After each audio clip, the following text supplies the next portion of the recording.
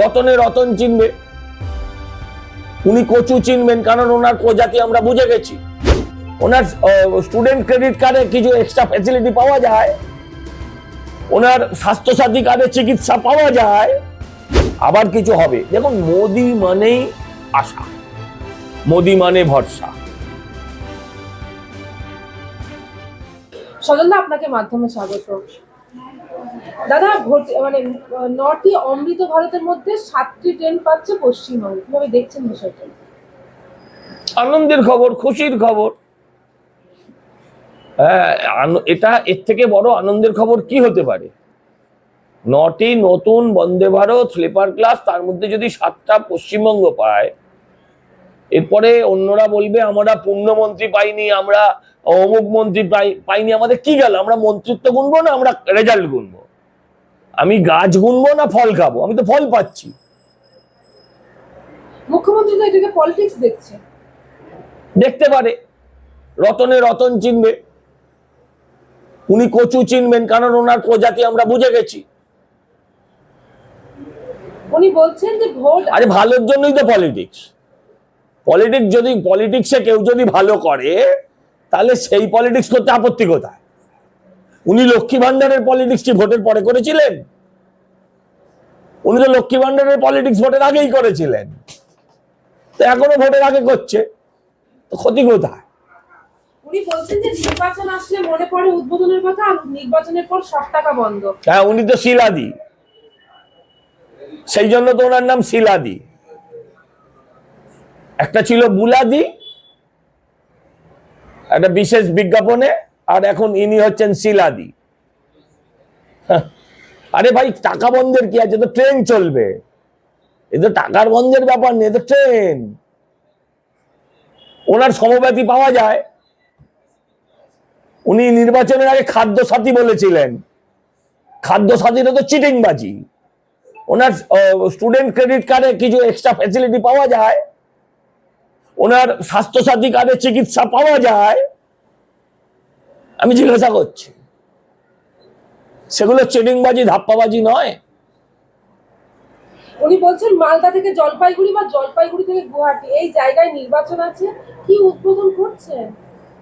তো তুমিও তো নির্বাচনের আগে এখন থেকে বলে দাও যে তুমি লক্ষ্মী ভান্ডার বাড়াবে না। যে কোনো জিনিসের বিরোধিতা। আচ্ছা ছেড়ে দিন, এর আগে মেট্রোটা উদ্বোধন করেছিলেন, আজ থেকে 6 মাস আগে হবে। এই মেট্রোটা আরো কয়েক বছর আগে হয়ে যেতে পারত। এখনো একটা মেট্রোর পার্ট শুধু ওনার জেদের জন্য আটকে আছে। তখন তো নির্বাচন ছিল না। এখন কোর্টের চাপে কাজ করতে হবে, কোর্টের চাপে কাজ করতে হবে। লজ্জা করে না? ওনার লজ্জা করবে না? উনি কিভাবে আটকে ছিলেন মেট্রোকে?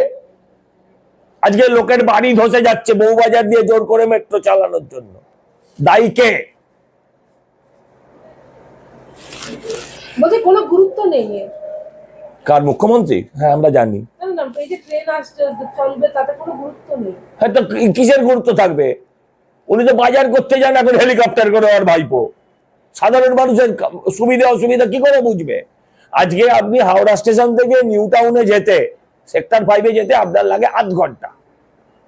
আপনার খরচা হয় 25-30 টাকা, একটু এদিক ওদিক হতে পারে। হ্যাঁ, ওনার কোনো ফারাক পড়ে না। কি করে ফারাক পড়বে? উনি তো পাবলিকের পয়সায় খান, পাবলিকের পয়সায় গাড়ি চড়েন, পাবলিকের পয়সায় তেল চড়েন পড়েন। ওনার তো কিছু পয়সা লাগে না, তো ওনার কিসের ফারাক পড়বে? আর ওনার সময় অডেল, কোনো কাজ নাই, শুধু অকাজ। মঞ্চের ওপর এপাশ থেকে যা ওপাশ, ওপাশ থেকে ওপাশ। তাও আগে কিছু ছবি টবি আঁকতে হতো, আঁকিবুকি আর কি, সেটাও এখন বন্ধ। এত সময় নিয়ে কি করবে? দাদা, সিঙ্গুরে যে কর্মসংস্থানের প্রতিশ্রুতি দিয়েছিলেন মুখ্যমন্ত্রী, তারপরে তো আমরা দেখেছি সিঙ্গুরে কিছুই হয়নি, আর তারপর প্রধানমন্ত্রী আসছেন, কি বলবেন এই বিষয়টা নিয়ে? আবার কিছু হবে, আবার কিছু হবে। দেখুন, মোদি মানেই আশা, মোদি মানে ভরসা, অমিত শাহ মানে দৃঢ়তা, অমিত শাহ মানে সংকল্প। কিন্তু মোদি মানে কিছু পাও না। আমার বাড়ির গুরুজনরা যখন বাইরে থেকে আসতেন, বেড়াতে গিয়ে কাজে গিয়ে কোনো জায়গা থেকে ফিরতেন, আমরা চুপ করে বসে থাকতাম যে আমাদের জন্য কি নিয়ে এলেন। ঠিক সেরকম ভাবে মোদিজি যতবার আসেন আমাদের প্রত্যাশার পারদও অনেক বেড়েছে। আমাদেরও প্রত্যাশা থাকে যে এবার আমাদের জন্য কিছু নিশ্চয়ই প্যাকেজ নিয়ে আসবেন। কেন্দ্রীয় সরকারের দাক্ষিণ্য ছাড়া পশ্চিমবঙ্গকে বাঁচানো যাবে না। মুখ্যমন্ত্রী বলেছিলেন যে একেবারে সিঙ্গুরে শিল্পাঞ্চল গড়ে উঠবে, প্রথমে অ্যাগ্রো ইন্ডাস্ট্রি, তারপর বড় ইন্ডাস্ট্রিয়াল। অ্যাগ্রো মানে চপ, ঢপের চপ, আলুর চপও হবে না তো, অ্যাগ্রো মানে তো ঢপের চপ। পুরো পশ্চিমবঙ্গেটায় শিল্পকে বিসর্জন দিয়ে, বিসর্জনকে উনি শিল্প বানিয়েছিলেন। সেই রাজ্যে আর যাই হোক শিল্প হওয়া সম্ভব নয় উনি থাকাকালীন।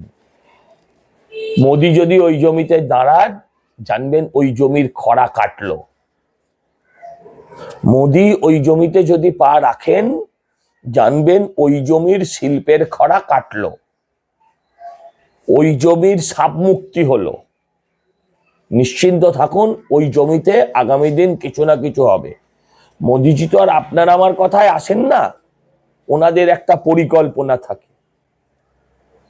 সেই পরিকল্পনার ফলশ্রুতি এর আগে জেলের পাশে করলো। কেন জেলের পাশে করলো? ইঙ্গিত, কাউকে জেলে যেতে হবে। এখন এখানে করছেন ইঙ্গিত, যেখানে কারখানা হবে।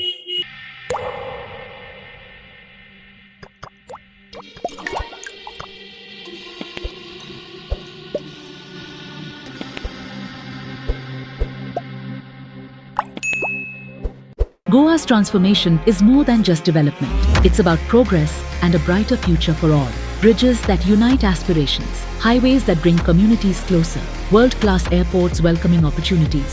From modern infrastructure to seamless connectivity, Goa is on the fast track to grow.